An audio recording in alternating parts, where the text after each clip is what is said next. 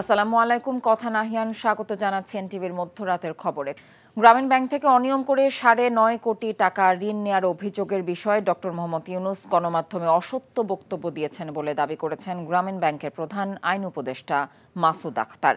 তিনি বলেন, ডক্টর ইউনূসের মতো ক্ষমতার অপব্যবহার বিশ্বের আর কোনো নোবেল বিজয়ী করেননি। এদিকে তার আইনজীবী ব্যারিস্টার আব্দুল্লাহ আল মামুন বলছেন, দেশি ও বিদেশি একটি গোষ্ঠীর ষড়যন্ত্রের শিকার ডক্টর ইউনূস। মিজান রহমানের রিপোর্ট।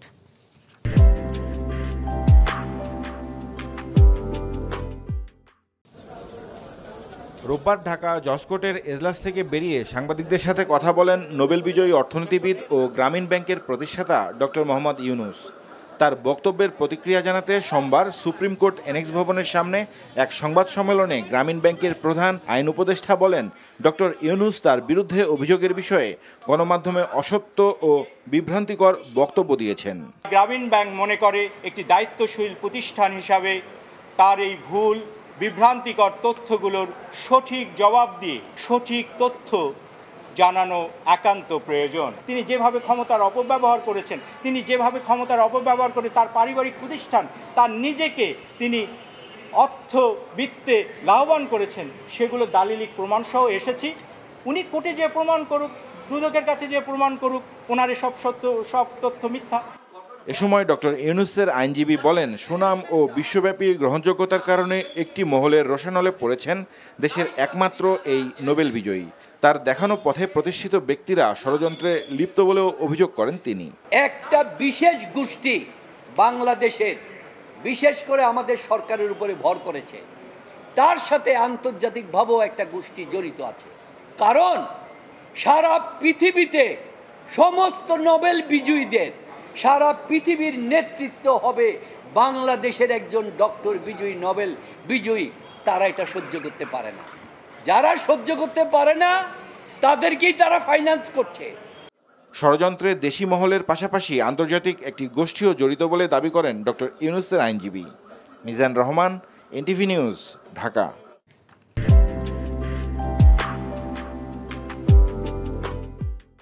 দেশের সকল সরকারি, আধা সরকারি, স্বায়ত্তশাসিত, আধা স্বায়ত্তশাসিত প্রতিষ্ঠানের জন্য অফিস সময়সূচি পরিবর্তন করে আগের মতো 9টা থেকে 5টা পর্যন্ত নির্ধারণ করা হয়েছে, যা ঈদুল আজহার ছুটির পর থেকে কার্যকর হবে বলে জানিয়েছেন মন্ত্রিপরিষদ সচিব মাহবুব হোসেন। সোমবার সকালে প্রধানমন্ত্রীর কার্যালয়ে প্রধানমন্ত্রী শেখ হাসিনার সভাপতিত্বে অনুষ্ঠিত মন্ত্রিসভার নিয়মিত বৈঠকে এই সিদ্ধান্ত নেওয়া হয়। পরে বিকেলে সচিবালয় ব্রিফিংয়ে কথা জানান মন্ত্রিপরিষদ সচিব।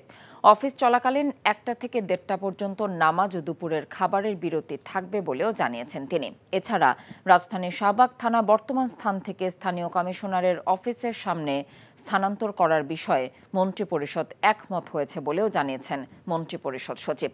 এছাড়াও পরিবেশ অধিদপ্তর সহ সংশ্লিষ্ট সংস্থার যথাযথ অনুমোদন ছাড়া কোনো কীটনাশক বিক্রি করা যাবে না উল্লেখ করে জাতীয় জীব নিরাপত্তা আইনের খসড়ারও অনুমোদন দেওয়া হয় এই বৈঠকে। আমার যদি মনে পড়ছে 22 সালে থেকে এটি করা হয়েছিল। আজকে ক্যাবিনেট এটা আলোচনা করে 9টা থেকে 5টা পর্যন্ত পুনর্নির্ধারণ করেছে। রোববার থেকে বৃহস্পতিবার 9টা থেকে 5টা এটি কার্যকর হবে। আপনারা আমাদের সামনে ঈদুল আজহার যে বন্ধটা শেষ যেদিন হবে, তার পরের দিন যে প্রথম যে কর্মদিবস, সেই কর্মদিবস থেকে এটি পালিত হবে।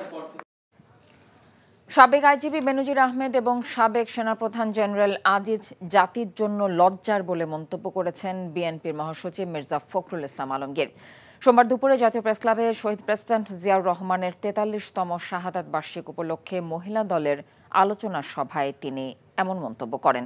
গেল 15 বছরে আওয়ামী লীগ দেশকে ধ্বংস করে ফেলেছে উল্লেখ করে ফখরুল বলেন, নিরপেক্ষ সরকারের অধীনে নির্বাচন দিলে আওয়ামী লীগ 10টি আসনেও জিততে পারবে না। জনগণের জন্য নয়, বরং নিজেদের পকেট ভারী করতে সরকার বড় বড় প্রকল্প নিয়েছে বলে অভিযোগ করেন বিএনপি মহাসচিব। পত্রপত্রিকা কয়েকদিন ধরে খুললেই দেখবেন যে শুধুমাত্র বলা হচ্ছে কি যে বেনজির, নজিরবিহীন, মানুষের নজিরবিহীন দুর্নীতি। একই সঙ্গে সাবেক সেনাপ্রধান, তাকেও স্যাংশন দিয়ে দিয়েছে। এখন সেনাবাহিনীর অবস্থা কি?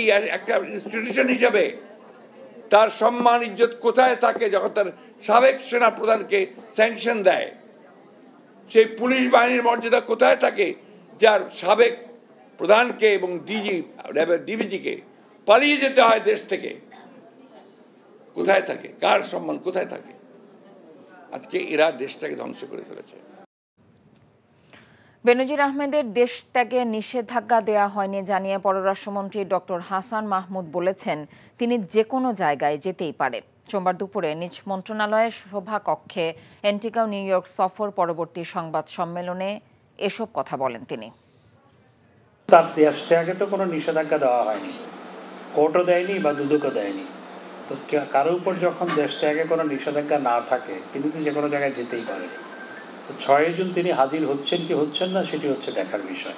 তো ডয়েচে ভেলের প্রতিবেদনটা অবশ্যই আমাদের দেশকে আন্ডারমাইন করার জন্য, সেখানে কোনো আসলে সাবস্টেন্সিয়াল কোনো কিছু নাই। আমাদের শান্তিরক্ষী বাহিনী অত্যন্ত দক্ষতার সাথে, পেশাগত যোগ্যতার সাথে, অত্যন্ত সুনামের সাথে বিভিন্ন মিশনে কাজ করছে। বিএনপি সিনিয়র যুগ্ম মহাসচিব রুহুল কবির রিজভী বলেছেন বেনজির বিদেশে পালিয়ে যাবে, কেউ কিছু জানে না এটাও বিশ্বাস করতে হবে। সোমবার যশোর জেলা পরিষদ মিলনায়তনে প্রয়াত রাষ্ট্রপতি জিয়াউর রহমানের ৪৩তম শাহাদাত বার্ষিক অনুষ্ঠানে প্রধান অতিথির বক্তব্যে তিনি দাবি করেন সরকার সব জানে। অভিযোগ করেন বেনজিরকে দিয়েই বিরোধী দলকে দমন সহ ক্ষমতার অপব্যবহার করা হয়। ভোটবিহীন সরকারের জনগণের ভোট লাগে না মন্তব্য করে রিজভী বলেন দেশে লুটপাটের লঙ্গাকাণ্ড হচ্ছে। অনুষ্ঠানে জেলা বিএনপির আহ্বায়ক নার্গিস ইসলাম, বিএনপির খুলনা বিভাগীয় ভারপ্রাপ্ত সাংগঠনিক সম্পাদক অনিন্দ ইসলাম সহ অন্যান্যরাও উপস্থিত ছিলেন। আওয়ামী লীগ সাধারণ সম্পাদক ওবায়দুল কাদের বলেছেন জামাতের রাজনীতি নিয়ে বিএনপি মহাসচিব মির্জা ফখরুল ইসলাম আলমগীরের মন্তব্য অযৌক্তিক এবং দ্বিচারিতাপূর্ণ। সোমবার দলের দপ্তর সম্পাদক ব্যারিস্টার বিপ্লব বড়ুয়া স্বাক্ষরিত বিবৃতিতে তিনি এই মন্তব্য করেন। বলেন স্বাধীনতা বিরোধী জামাতের সম্পর্কে বিএনপি মহাসচিবের বক্তব্য প্রমাণ করে জামাত বিএনপির মধ্যে গভীর বন্ধন রয়েছে। বিবৃতিতে ওবায়দুল কাদের দাবি করেন আওয়ামী লীগের রাজনীতি পরিচালিত হয় মুক্তিযুদ্ধের চেতনা ও আদর্শের ভিত্তিতে। মুক্তিযুদ্ধের চেতনা বিরোধী কোনো রাজনৈতিক অপশক্তিকে আওয়ামী লীগ স্বীকৃতি এবং প্রশ্রয় দেয় না। খাদ্যপণ্যের দাম বাড়ার কারণে গত মে মাসে দেশে মূল্যস্ফীতি আরও বেড়েছে। মাসটিতে মূল্যস্ফীতি হয়েছে ৯.৮৯%। সোমবার বাংলাদেশ পরিসংখ্যান ব্যুরো বিবিএস এই তথ্য জানিয়েছে। এর আগের মাসে এপ্রিলে দেশে মূল্যস্ফীতি হয়েছিল ৯.৭৪%। বিবিএস-এর তথ্য বলছে মে মাসে দেশে খাদ্যপণ্যে মূল্যস্ফীতি ৫৪ বেসিস পয়েন্ট বেড়ে ১০.২২% থেকে ১০.৭৬% হয়েছে। আর খাদ্য বহির্ভূত মূল্যস্ফীতি ৯.১৯% দাঁড়িয়েছে। চলতি অর্থ বছরে মূল্যস্ফীতি ৬% মধ্যে রাখার লক্ষ্যমাত্রা ছিল সরকারের। তবে অর্থ বছরের গত ১১ মাসের কোনো মাসেই এই হারে মূল্যস্ফীতি নিয়ন্ত্রণে রাখা সম্ভব হয়নি, বরং গত বছরের মার্চ থেকে সার্বিক মূল্যস্ফীতি ৯% বেশি হচ্ছে। আসন্ন কোরবানির ঈদে ঢাকায় লবণযুক্ত গরুর চামড়ার দাম প্রতি বর্গফুট ৫৫ থেকে ৬০ টাকা এবং ঢাকার বাইরে ৫০ থেকে ৫৫ টাকা নির্ধারণ করা হয়েছে। সেই হিসেবে প্রতিটি গরুর চামড়া ঢাকায় সর্বনিম্ন ১২০০ টাকা এবং ঢাকার বাইরে সর্বনিম্ন ১০০০ টাকা নির্ধারণ করা হয়েছে। সোমবার সচিবালয়ে বাণিজ্য প্রতিমন্ত্রী আহসানুল ইসলাম টিটুর সাথে চামড়া শিল্পের সাথে সংশ্লিষ্ট ব্যবসায়ীদের বৈঠক শেষে এমন সিদ্ধান্তের কথা জানানো হয়। গত বছর ঢাকায় প্রতি বর্গফুট গরুর চামড়া ৫০ থেকে ৫৫ টাকা এবং ঢাকার বাইরে ছিল ৪৫ থেকে ৪৮ টাকা। এছাড়াও এবছর খাসির চামড়া প্রতি বর্গফুট ২০ থেকে ২৫ টাকা এবং ছাগলের চামড়া প্রতি বর্গফুট ১৮ থেকে ২০ টাকা নির্ধারণ করা হয়েছে বলেও জানানো হয়েছে। এ সময় কোরবানির পর পশুর চামড়া কোনো কাটা ছেঁড়া না করতে এবং ৪ ঘন্টার মধ্যে লবণ দেবার অনুরোধ জানানো হয় ব্যবসায়ীদের পক্ষ থেকে।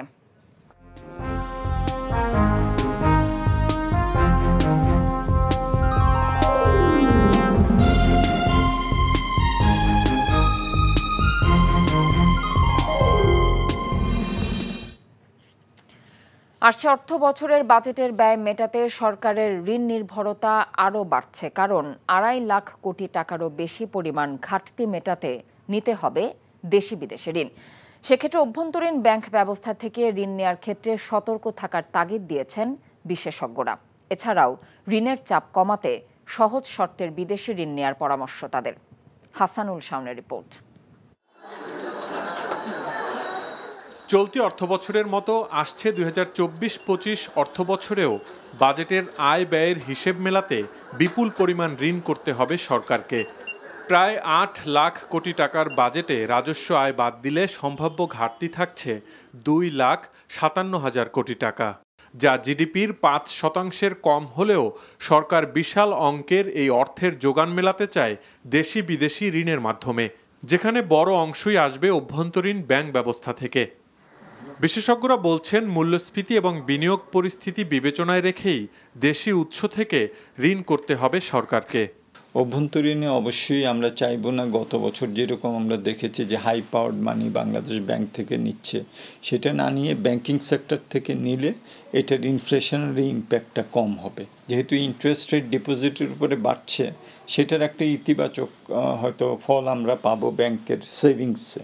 তাহলে সরকার যদি ঋণ নেয় তাহলে সেটা প্রাইভেট সেক্টরের ঋণের উপরে বেশি নেতিবাচক প্রভাব বিস্তার করার কথা না। খুব কেয়ারফুলি সরকারের দেখা দরকার যে এই ঘাটতি বাজেটের পরিমাণটা কতটুকু কমানো যায়। বিশেষ করে যদি অপ্রয়োজনীয় খরচগুলোকে কমানো যায় তাহলে কিন্তু এই ঋণ করার প্রয়োজনটা হয়তো স্কোপটা হয়তো কমে আসবে। অন্যদিকে দেশি বিদেশি ঋণের অঙ্কটা বেশ বড় হওয়াতে আগামী অর্থবছরে ঋণের সুদ পরিশোধের জন্য বরাদ্দ রাখা হতে পারে প্রায় 1,30,000 কোটি টাকা। সব মিলে সামনের দিনে ঋণের চাপ আরও বাড়বে বলেই আশঙ্কা বিশেষজ্ঞদের।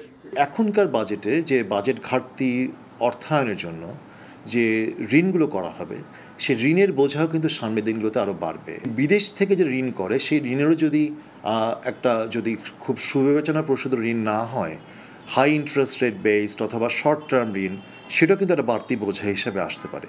এখন তো অভ্যন্তরীণ ঋণ নিতে গেলেও প্রায় 14-15% তাদের ঋণ নিতে হচ্ছে। তো সেই ঋণ ভারও তো কমাতে হবে। সেদিক থেকে বৈদেশিক ঋণ যেগুলো নেওয়া হবে সেখানে যাতে সহজ শর্তে ঋণ পাওয়া যায় সেদিকটাতে আমাদের নজর দিতে হবে। এছাড়া বাজেট ঘাটতি কমাতে রাজস্ব আয় বৃদ্ধির বিকল্পও দেখছেন না বিশেষজ্ঞরা। Hasanul Shaon, NTV news, Dhaka. দুর্যোগ যেন পিছু ছাড়ছে না সিলেটের 7 উপজেলায় পাহাড়ি ঢলে সৃষ্ট আকস্মিক বন্যার পানি 5 দিন পর কিছুটা নামতে শুরু করার পর ভারী বর্ষণে আবারও বেড়েছে নদীর পানি। নতুন করে ডুবেছে সিলেট নগরীর বেশ কিছু এলাকা। সিলেট থেকে আনিস রহমানের ক্যামেরায় সজল ছত্রীর পাঠানো রিপোর্ট। একের পর এক দুর্যোগে বিপর্যস্ত সিলেট। পাহাড়ি ঢলে সৃষ্ট বন্যায় 6 দিন ধরে পানিবন্দী সিলেটের 7 উপজেলার 6 লক্ষাধিক মানুষ। রোববার রাতভর ভারী বৃষ্টিতে নতুন করে ডুবেছে সিলেট মহানগরীর আরও কিছু এলাকা। বাসাবাড়ি, রাস্তাঘাটের সাথে হাসপাতাল, ফায়ার সার্ভিস স্টেশন সহ সরকারি বেসরকারি স্থাপনায় ঢুকেছে নোংরা পানি। এই ধারাবাহিক দুর্ভোগের জন্য সিটি কর্পোরেশনের পরিকল্পনাহীনতাকে দুষছেন নগরবাসী। জামতলার ড্রেইলটা ফুরা হয়েছিল, অসুখ পড়লো খারলে এবং ড্রেইল আপনার যে পরিষ্কার করা হয় না, সবাই উপরে বাধা সাথা পরিষ্কার করা হয়, কিন্তু আস্তে আস্তে বাটিয়ে যে বড়াট হয় ড্রেইলটা এগুলো পুরা পড়লো করা হয় না, খলল করা হয় না। এই অঞ্চলের প্রধান 2 নদী সুরমা ও কুশিয়ারার পানি এখনও বিপদসীমার উপরে। বৃষ্টি আর পাহাড়ি ঢল না কমলে সহসায় পরিস্থিতির উন্নতি দেখছে না পানি উন্নয়ন বোর্ড। ড্রেনেজ সিস্টেমের পানি যেগুলো এগুলো আসলে নদীতে বের হতে পারতেছে না। আর সিলেটে যেহেতু গত রাত্রে প্রচুর বৃষ্টি হয়েছে, তাই সিলেট শহরের প্রচুর জায়গা প্লাবিত হয়েছে। তো সিলেটের যে কিং ব্রিজের পয়েন্টটা, এখানে যদি পানিটা আরেকটু নেমে যায় তাহলে শহরের পানিটা আমরা আশা করি নদীতে আসবে এবং শহরের জলাবদ্ধতা কিছুটা হলে নিরসন হবে। গত 24 ঘন্টায় সিলেটে বৃষ্টি হয়েছে প্রায় 226 মিলিমিটার। নগরীর উপশহর যতরপুর, মেন্দিবাগ, জামতলা, তালতলা, শেখঘাট, কলাপাড়া, মজুমদারপাড়া, লালদিঘির পাড় সহ জলাবদ্ধ এলাকায় মানুষের দুর্ভোগ বাড়ছে সময়ের সাথে পাল্লা দিয়ে।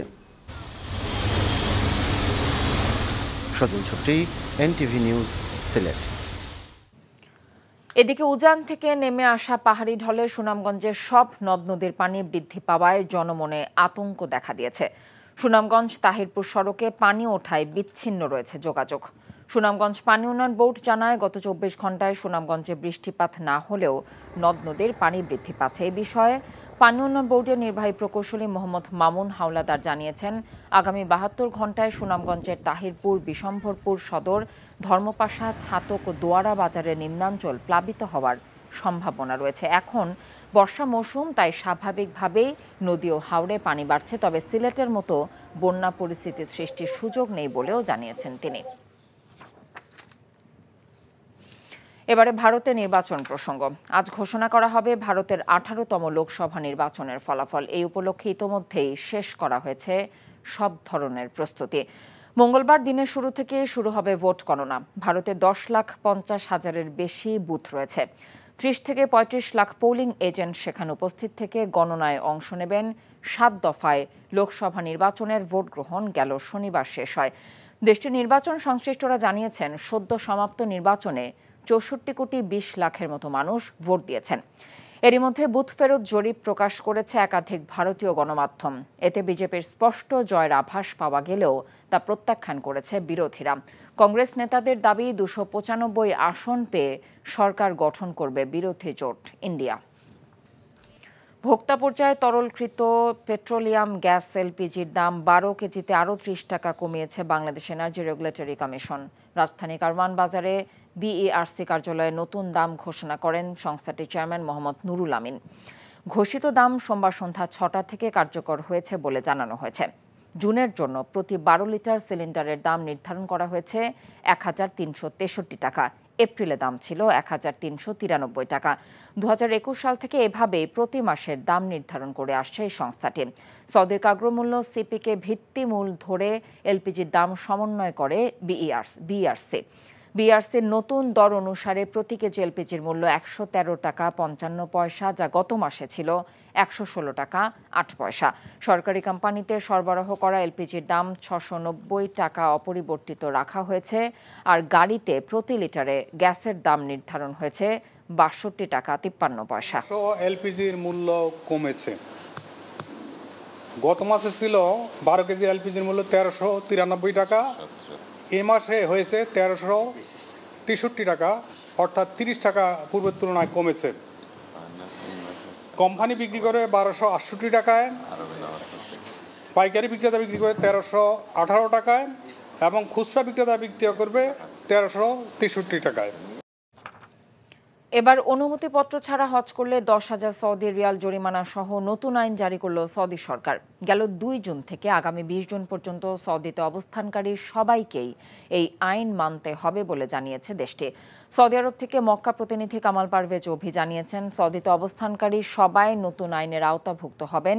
তারা কেউ অনুমতি ছাড়া হজ করতে পারবেন না। এমন কাউকে পবিত্র নগরীতে পাওয়া গেলে 10,000 সৌদি রিয়াল জরিমানা করা হবে। এছাড়াও কেউ অনুমতিহীন হজ যাত্রীদের পরিবহনও করতে পারবেন না।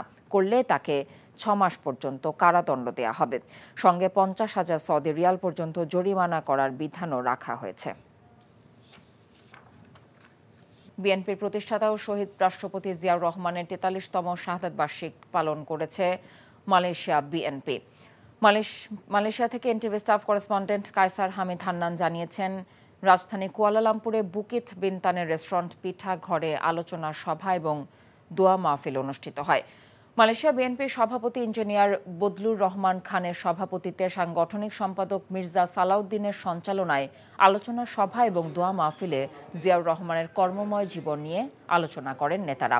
অনুষ্ঠানে আরও উপস্থিত ছিলেন বিএনপির কেন্দ্রীয় কার্যনির্বাহী কমিটির সদস্য ও মালয়েশিয়ার শাখা বিএনপির সাধারণ সম্পাদক মোহাম্মদ মোশাররফ হোসেন, মালয়েশিয়া বিএনপির সহ সভাপতি আব্দুল জলিল লিটন, সহ সাধারণ সম্পাদক কাজী সালাউদ্দিন, আব্দুল আজিজ, প্রচার সম্পাদক SM বশির আলম, দপ্তর সম্পাদক আমিনুল ইসলাম রতন, যুব নেতা জসিমউদ্দিন, নূরে সিদ্দিকী সুমন ও মঞ্জু প্রমুখ। আলোচনায় বক্তারা বলেন, 1975 সালে একদলীয় শাসন ব্যবস্থা থেকে উদ্ধার করে জিয়াউর রহমান বহুদলীয় গণতন্ত্র প্রতিষ্ঠা করেন। আলোচনা শেষে প্রয়াত রাষ্ট্রপতি জিয়াউর রহমানের আত্মার মাগফিরাত কামনা এবং দলের চেয়ারপারসন খালেদা জিয়া এবং তারেক রহমানের সুস্বাস্থ্য দীর্ঘায়ু কামনা করে মোনাজাত করা হয়। শহীদ প্রেসিডেন্ট জিয়াউর রহমানের 43তম শাহাদাত বার্ষিক উপলক্ষে সৌদি আরব তাবুক প্রাদেশিক বিএনপি ও সহযোগী সংগঠনের উদ্যোগে আলোচনা সভা এবং দোয়া মাহফিল অনুষ্ঠিত হয়। সৌদি আরব তাবুক প্রতিনিধি ইসমাইল খান টিটু জানিয়েছেন, তাবুক শেরে আলম বাংলা মার্কেটের পাশে পার্কে আয়োজিত আলোচনা সভা ও দোয়া মোনাজাতে সভাপতিত্ব করেন সৌদি আরব তাবুক প্রাদেশিক বিএনপির প্রতিষ্ঠাতা সভাপতি আলহাজ আব্দুল জলিল মৃধা। তাবুক শাখা বিএনপির সাধারণ সম্পাদক জাহাঙ্গীর আলম পাটোয়ারি সঞ্চালনায় বক্তব্য রাখেন তাবুক বিএনপির সিনিয়র যুগ্ম সাধারণ সম্পাদক আমির হামজা, যুবদলের আহ্বায়ক AKM আনোয়ার, স্বেচ্ছাসেবক দলের প্রধান উপদেষ্টা বাবু ইউসুফ, আওলাদ হোসেন, শাহরুখ খান, জাবেদ মৃধা, আব্দুর রহিম, আবু বক্কর মুন্সি। আলোচনার সভা শেষে শহীদ প্রেসিডেন্ট জিয়াউর রহমানের আত্মার মাগফিরাত কামনায় বাংলাদেশের সাবেক প্রধানমন্ত্রী বেগম খালেদা জিয়া ও তারেক রহমানের দীর্ঘায়ু এবং সুস্থতা কামনায় বিশেষ দোয়া মোনাজাত পরিচালনা করেন তাবুক বিএনপির ধর্ম বিষয়ক সম্পাদক মাওলানা হাজী ফারুক শিকদার।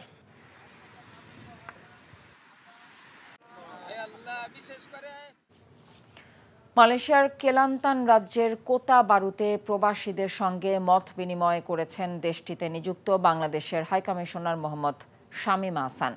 মালয়েশিয়া থেকে এনটিভি স্টাফ করেসপন্ডেন্ট কায়সার হামিদ হান্নান জানিয়েছেন, কুয়ালালামপুর থেকে প্রায় 500 কিলোমিটার দূরে কেলান্তান কোতা বারুর কয়েকটি কনস্ট্রাকশন সাইটে কর্মরত প্রবাসী বাংলাদেশিদের খোঁজখবর নিতে আসেন হাইকমিশনার। এ সময় তিনি সেখানে কর্মরত প্রবাসীরা ঠিকমতো বেতন পাচ্ছেন কিনা, থাকার জায়গার কোনো সমস্যা আছে কিনা এবং দেশে থাকা পরিবার কেমন আছেন, তাদের সঙ্গে নিয়মিত যোগাযোগ করছে কিনা সে ব্যাপারে আলোচনা করেন। মতবিনিময়কালে হাইকমিশনার প্রবাসীদের সার্বজনীন পেনশন স্কিমের আওতায় প্রবাস স্কিমে অংশগ্রহণ এবং বৈধ পথে ব্যাংকিং চ্যানেলে টাকা পাঠানো, মালয়েশিয়া সরকারের নিয়মকানুন মেনে চলার প্রতিও আহ্বান জানান। মতবিনিময় শেষে কেতাবারুর মেজান গ্র্যান্ড ইন্টার ট্রেডার্স SDN BHDর কয়েকটি সাইটও পরিদর্শন করেন। এছাড়াও কোতাবারুতে সাইট পরিদর্শনকালে হাইকমিশনারের সাথে সরাসরি দেখা করতে পেরে আনন্দ প্রকাশ করেছেন প্রবাসীরা। এই ছিল মধ্যরাতের খবরে। এই খবরের ভিডিও সহ আপডেট জানতে ভিজিট করুন NTV অনলাইন www.ntvbd.com। এছাড়াও NTV জনপ্রিয় সব অনুষ্ঠান ও খবরের আপডেট জানতে ভিজিট করুন আমাদের ইউটিউব এবং ভেরিফাইড ফেসবুক পেজ। সকাল 7:30টায় সকালের খবর দেখার আমন্ত্রণ রইল। এতক্ষণ সাথে থাকার জন্য ধন্যবাদ সবাইকে।